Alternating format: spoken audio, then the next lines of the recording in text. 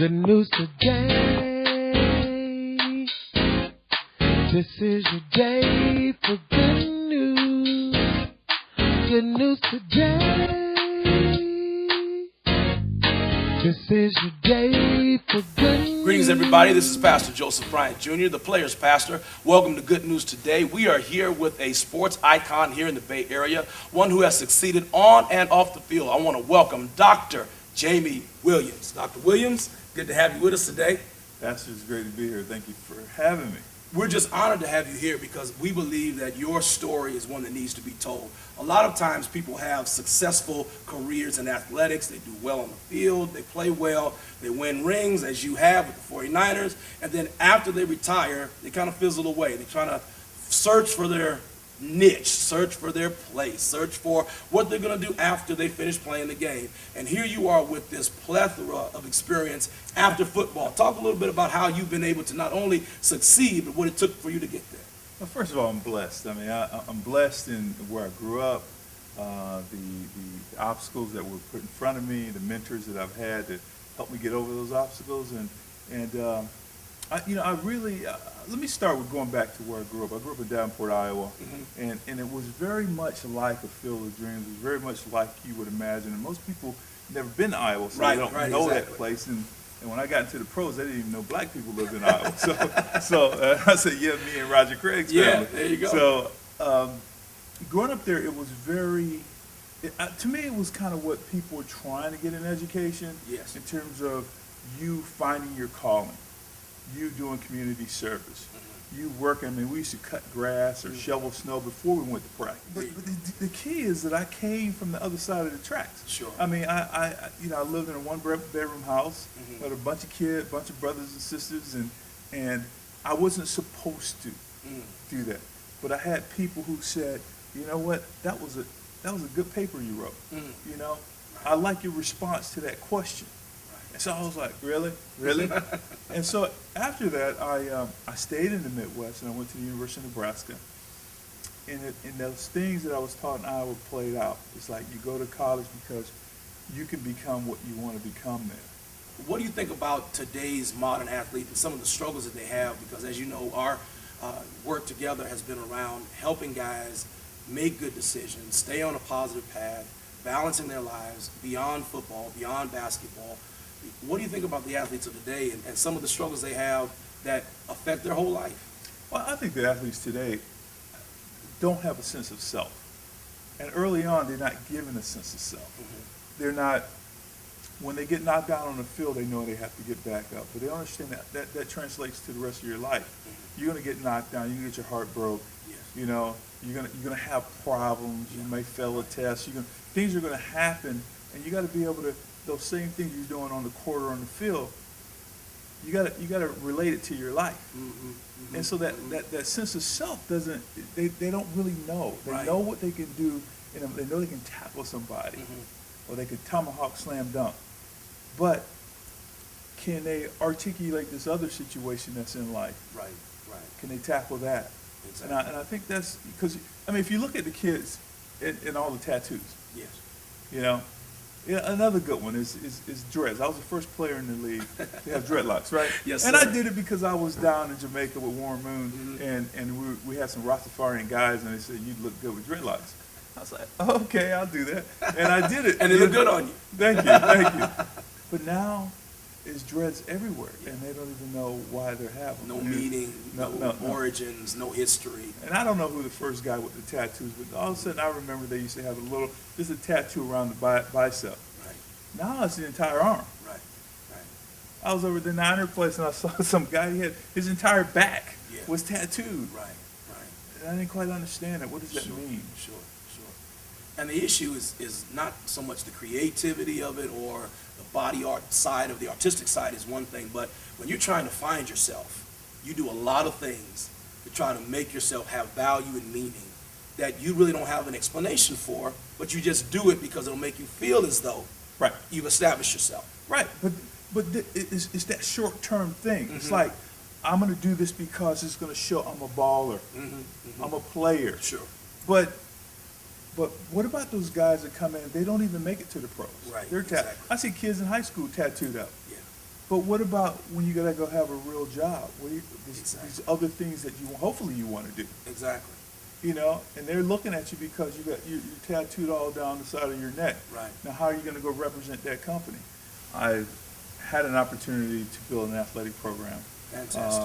That's great. When I got my doctorate, I got a minor in sports administration because I knew that I could never leave sports Right. totally. Yeah, exactly. And the opportunity at the Academy of Art University here in San Francisco came up, and they needed someone who would take on the challenge of building this athletic department.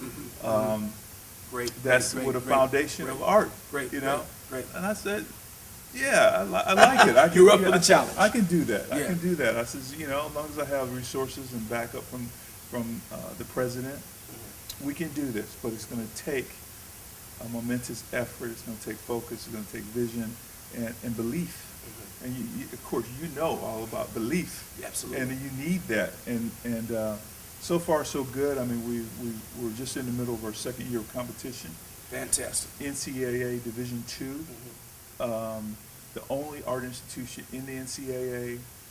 We got 180 athletes. It's going to grow from there. Wow, that's great. We're sponsoring 14 intercollegiate sports, and it's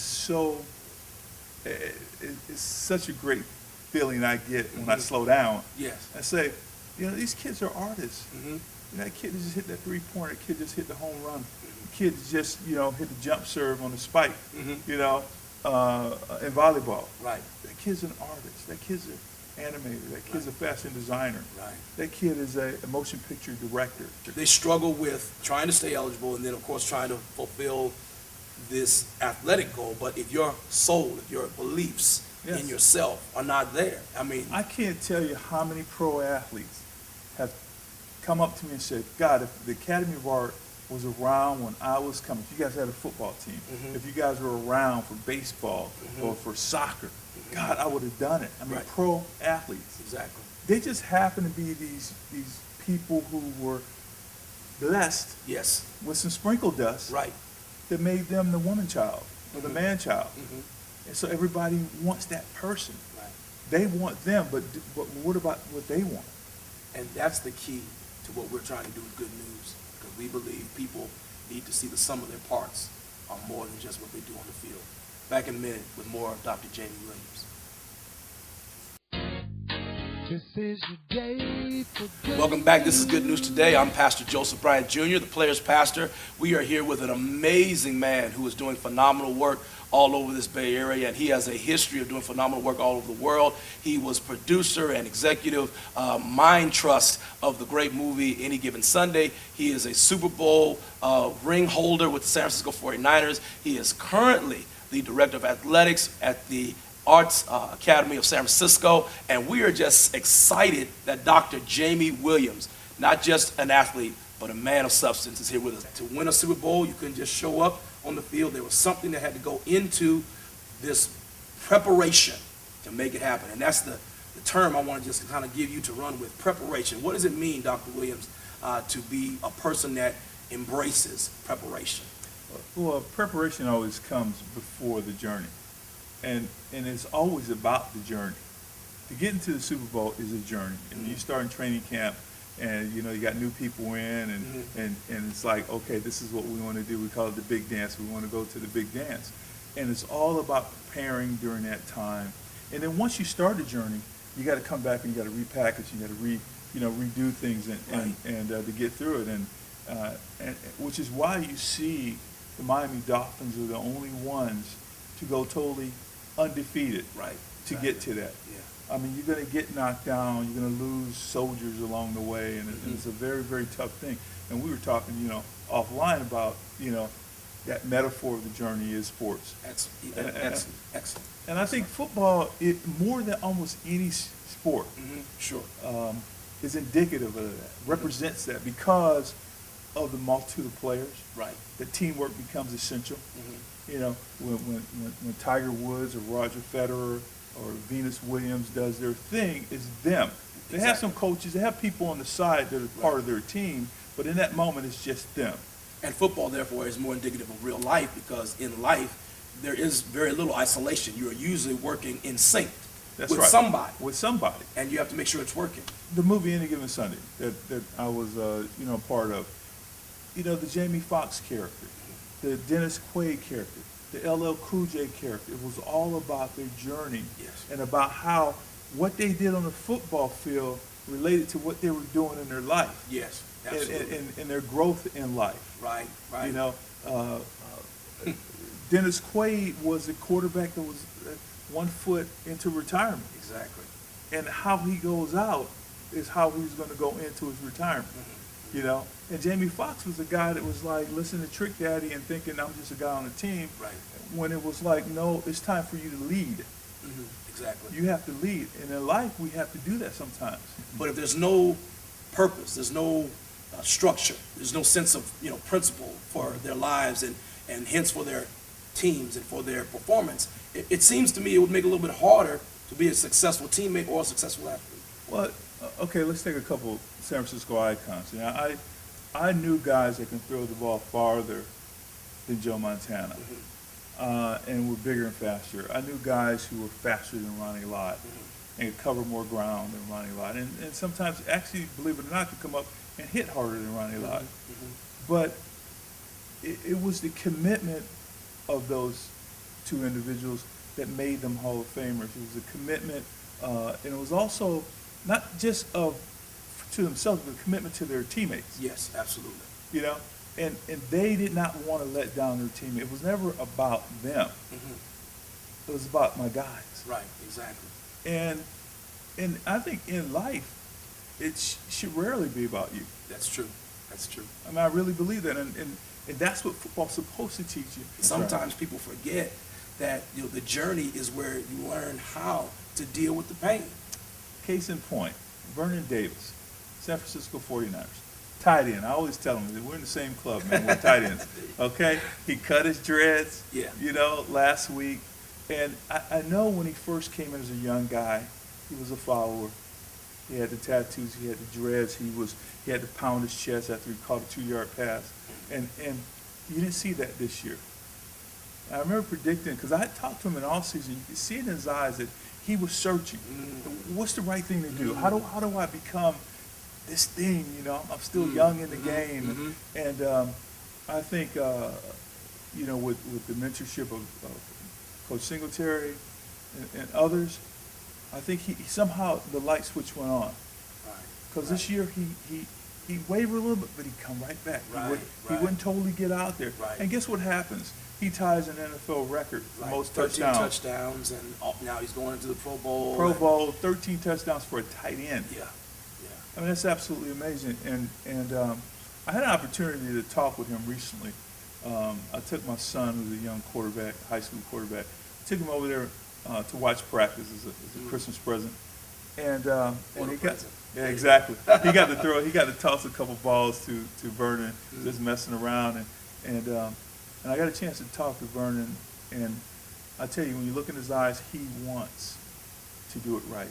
And that's a great point you made, Jamie, because a lot of these guys need someone to come along and let them know that you're more than just the guy running on the field. You're more than just the guy that gets a highlight on Sports Center. There's more to you than that. Yes. Because at some point when the crowd stops cheering and when the balls start coming, even as a player, and I'm finding a lot of times with current athletes, they struggle with what to do with themselves. Yes. Off days and after practice and Yes. after the game. And if you don't have any sense of, life structure and life goals and life perspective, all of a sudden, even having millions of dollars and knowing that you're going to see yourself on TV later on, the 11 o'clock news, it's still not enough.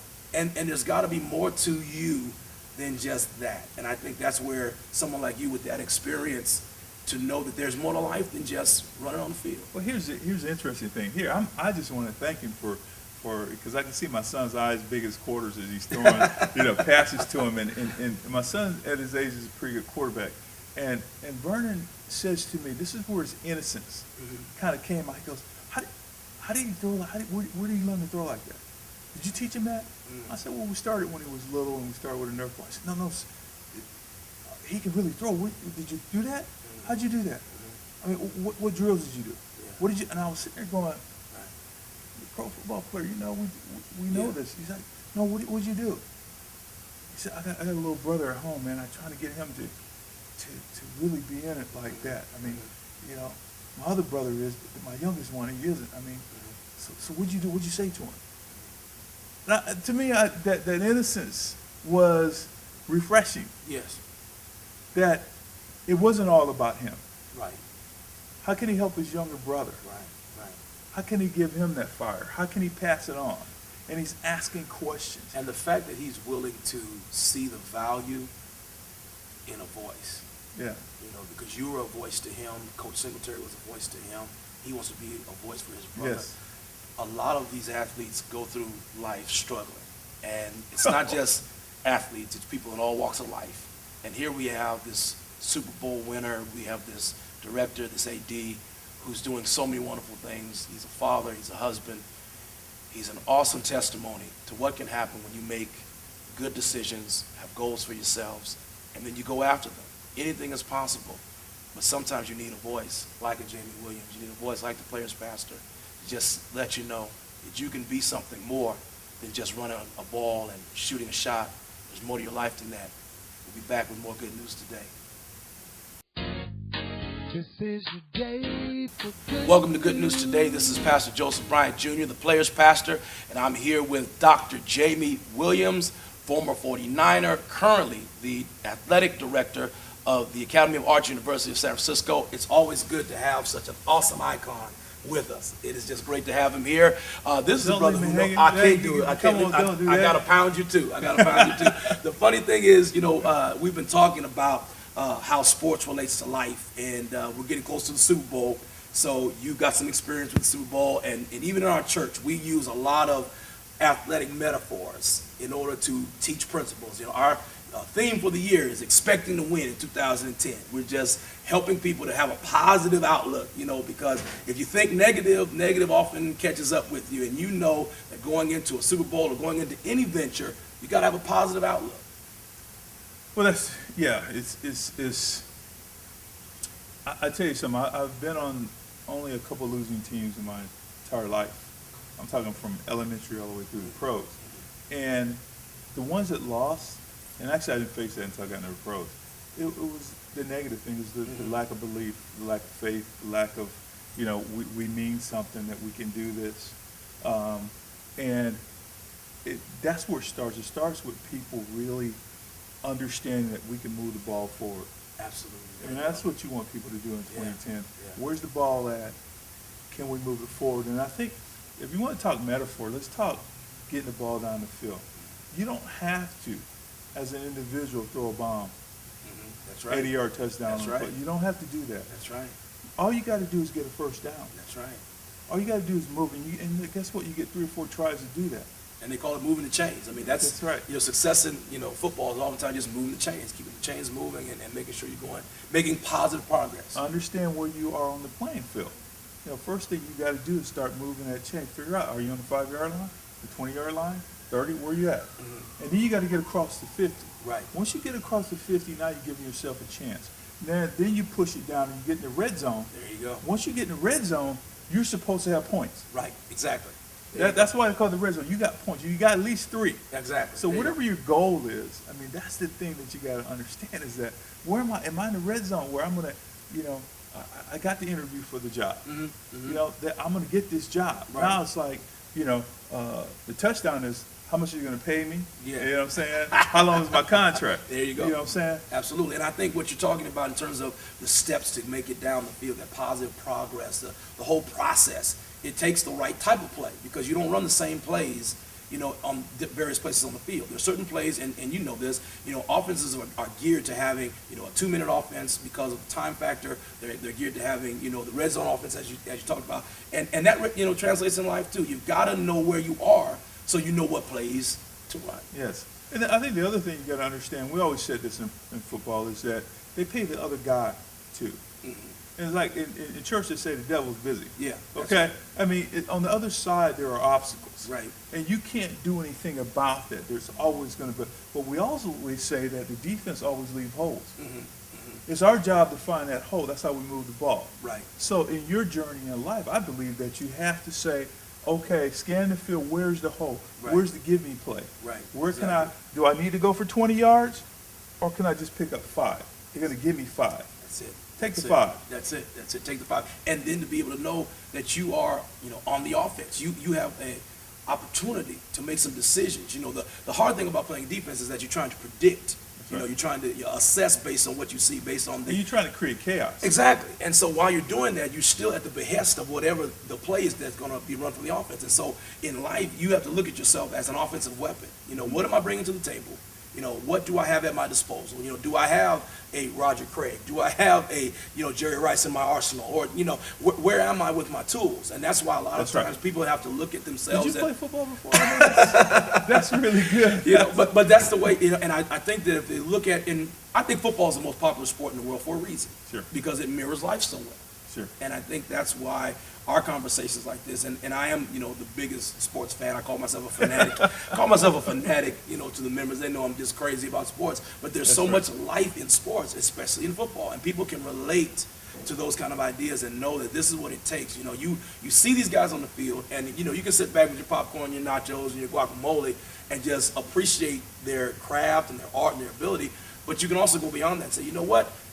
He just ran a slant, but what did he have to do before he got to the field? What did he do in practice? What did he do with his quarterback? How many reps did he do That's right. to make sure the timing is just like it is? It doesn't just happen overnight. And I think that's what we want to get across, Jamie, is that the same principles that made you successful in sports have now made you successful in life. You got to start kind of honing their ability to make good decisions. They're honing their ability to get up when they get knocked down, appreciate teamwork, have respect for yourself, have Yes. respect for your team, have respect Yes. for your opponent. Yes. Those things that you have to start doing early, because a lot of the problems you see in pro sports didn't happen. I mean, that problem was there before Right, exactly. the media got to it. Mm-hmm. I mean, you look at these kids from Tennessee, the basketball team who Yeah. recently got arrested for drug possession, firearm possession, Right. and they got their education, they got a free ride to college, Mm-hmm. and they got drug possession and firearm possession. Mhm. That happened way back. Mm-hmm. With that Right. someone told them that was okay, or Right. they were able to believe that was There you go. okay. There you go. You know, Tiger Woods in his decision. Mhm. I mean, he committed so much. Now, we could have a whole entire show on that. Right, But just to right. make this one point that we're all taken aback by what happened with him. Mhm. But if we go back to when he was younger and all he did was eat, sleep, drink, And play golf. golf. Yes. That's it. Absolutely. That's it. He had no social, Mhm. that social interaction that most of us Right, get right. coming up. So when he turns out to be a little socially inept Mhm. in his decision making, we're surprised. And then we want to, and this again is we're not trying to cast judgment here or make a decision about the morality of this, but the reality is the media oftentimes takes the failures, the flaws of these pro athletes and magnifies them so much. And I got involved in working with athletes in the first place because I saw this years ago, how, guys and women who, went through the normal ups and downs of life, all of a sudden were being crucified, literally, in the media. You make a mistake and, sometimes your teammates will kind of, bear hug you and tell you, it's okay, we'll get them next time, it's next season or this next game. But all of a sudden the media comes down like vultures and oftentimes does not give a chance for redemption to happen. Right. Because you feel so guilty by having to see it over and over and over again. And someone like a Tiger Woods, who we know can still play, who we know still has the greatest, golf game out there, we want him to succeed, but at the same time, it seems as though there's so much that's built up now because of his recent scenarios of life that we've forgotten that there's more to him than just golf in the first place. And what you said about training a person young, decisions are often made before they're made. Well, let's look at all of the athletes who start out as child prodigies, and somewhere there was a kink in the armor later. There's always something Yeah. that went down that you go, wow. And you understand that, if you don't have a balance in life, Yeah, the scales are going to tip exactly. eventually. Sure. And yeah, the media isn't as concerned about that. Right.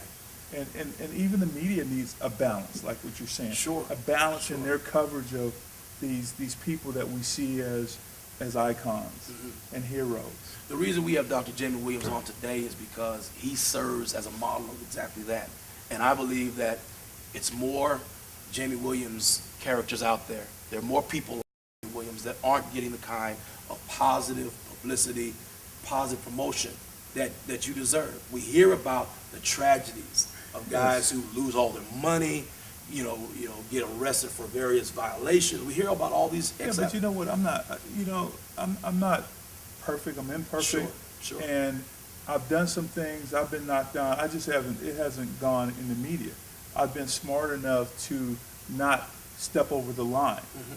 But I'm not going to say that I haven't, and a lot of my colleagues that I look up to haven't bounced up against the line. Sure. But when you fell down, you got back up. Yes, and when guys go over the line, we see a lot of them are not prepared. I was at least prepared to say, "Whoa, Sure. that's a little bit too close." And we're trying to get to these athletes as best we can, Jamie. I think, what you're doing now, not only at the university, but really your whole, sense of your purpose, to take what God has given you and spread it around. I think it's awesome. I just think it's fantastic. I think it's a great testament to you as a man, first and foremost, and then everything that comes along with you being a man, I think, is a good model. And we appreciate your honesty, because, we do know that all have sinned and come short of the glory of God. At the same time, I believe that, we can teach people how to make as few mistakes as possible. I mean, no one's perfect. No one's ever going to be perfect. We understand. But, if it takes a little time, sit down and chat, talk about things. And a lot of guys, and you've talked about this, they didn't have a person to speak of their lives young, did not have, a mother or a father in some cases. And a lot of times in our community, grow up without a father figure. And so the first authorities they have are coaches who have an agenda a lot of times. And so they don't have anyone they can really trust and go to and say, hey, how should I do this? How can I play this out? How can I be a man? And really being able to look at, our community and really the whole world at a global level and say, you know what, let's take what we're learning from sports. These guys who are flawed, obviously, because we all are. Let's not magnify every mistake to make them, to be this person that no one can ever love anymore, because that's wrong too. I think even if I make a mistake, please don't crucify me so that I don't have any self-worth. At some point, we do need to give people a second chance. And on the flip side of that, Jamie, you and I can do things like we're doing now and just talk about how there are good stories out there. Good News Today exists so that we can tell a good story, a positive message about positive men like Dr. Jamie Williams, other people in our Bay Area who are going to be on the broadcast with us, sharing their stories, and just to let you know that good news is out there. Everything in the media is not all bad, it's not all humdrum, it's not all doom and gloom. It's good news just for you. Take care.